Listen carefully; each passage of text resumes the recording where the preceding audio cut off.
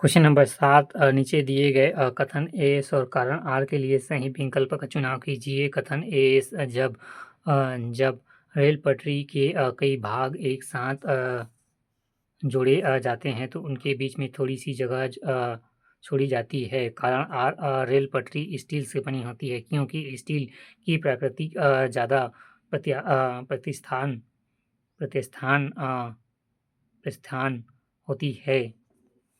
7A A S सही है परंतु आर गलत है। आर गलत है।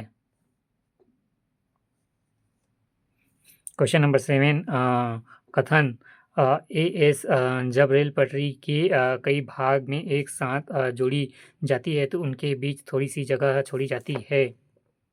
सही।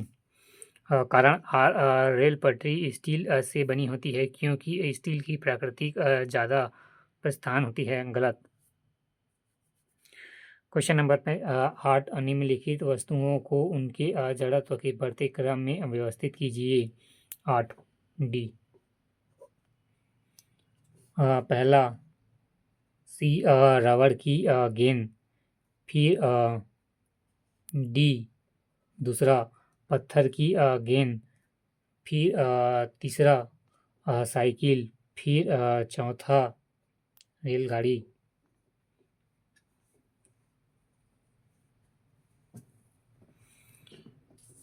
व्याख्या किसी वस्तु का जड़त्व द्रव्यमान पर निर्भर करता है। द्रव्यमान जितना अधिक होगा जड़त्व उतना ही अधिक होगा। अंततः रबड़ की गेंद, पत्थर की गेंद, साइकिल, फिर रेलगाड़ी।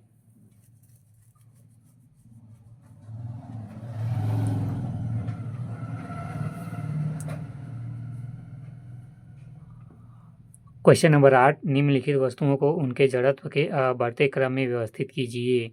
पहला रबड़ की गेंद, फिर दूसरा पत्थर की गेंद, फिर तीसरा साइकिल, चौथा रेलगाड़ी। व्याख्या किसी वस्तु का जड़त्व द्रव्यमान पर निर्भर करता है। द्रव्यमान जितना अधिक होगा जड़त्व उतना ही अधिक होगा।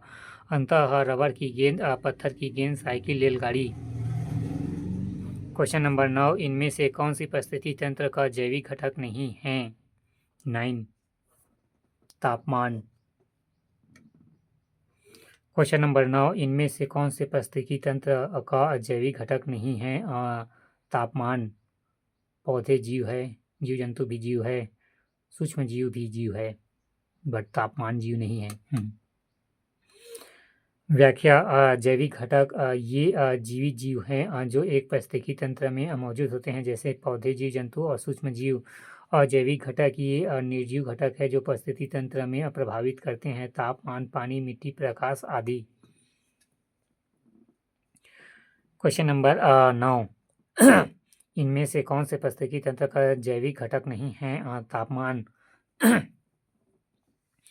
जैविक घटक ये जीवित जीव हैं जो एक पारिस्थितिकी तंत्र में मौजूद होते हैं जैसे कि पौधे, जीव जंतु, सूक्ष्म जीव। अजैविक घटक ये निर्जीव घटक है जो पारिस्थितिकी तंत्र को प्रभावित करते हैं जैसे तापमान, पानी, मिट्टी, प्रकाश आदि।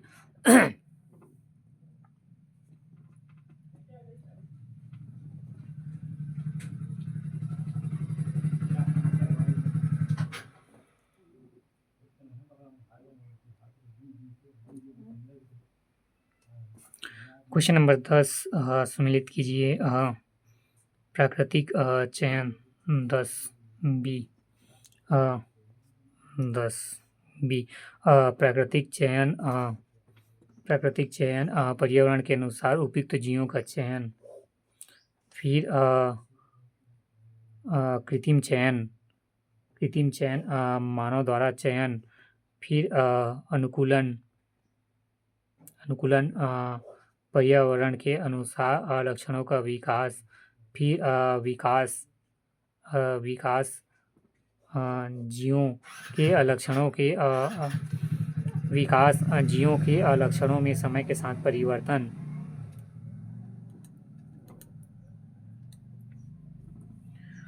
क्वेश्चन नंबर 10 कॉलम मिलाइए। प्राकृतिक चयन पर्यावरण के अनुसार उपयुक्त जीवों का चयन। फिर कृत्रिम चयन मानव द्वारा चयन। फिर अनुकूलन पर्यावरण के अनुसार लक्षणों का विकास।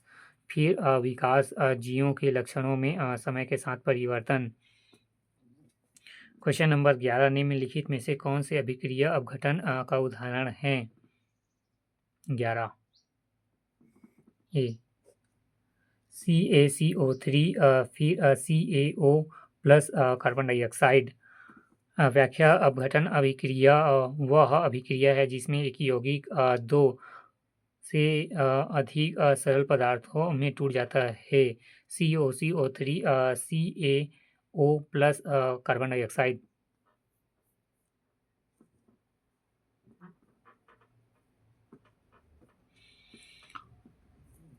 क्वेश्चन नंबर 11 निम्नलिखित में से कौन सा अभिक्रिया अपघटन उदाहरण है? CaCO3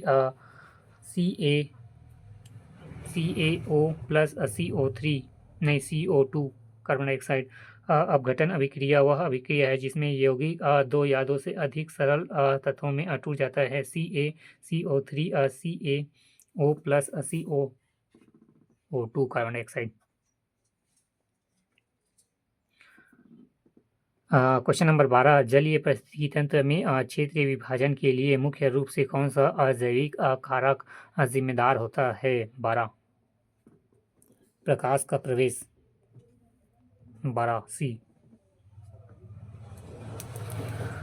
क्वेश्चन नंबर 12 जलीय पारिस्थितिकी तंत्र में क्षेत्रीय विभाजन के मुख्य रूप से कौन सा अजैविक कारक जिम्मेदार होता है? प्रकाश का प्रवेश। व्याख्या जलीय पारिस्थितिकी तंत्र में क्षेत्रीय विभाजन के लिए मुख्य रूप से तापमान व प्रकाश का प्रवेश जैसे अजैविक कारक जिम्मेदार होता है।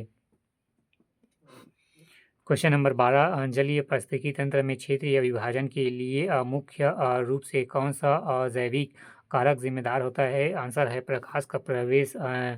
जलीय पारिस्थितिकी तंत्र में क्षेत्रीय विभाजन के लिए मुख्य रूप से तापमान व प्रकाश का प्रवेश जैसे अजैविक कारक जिम्मेदार होता है।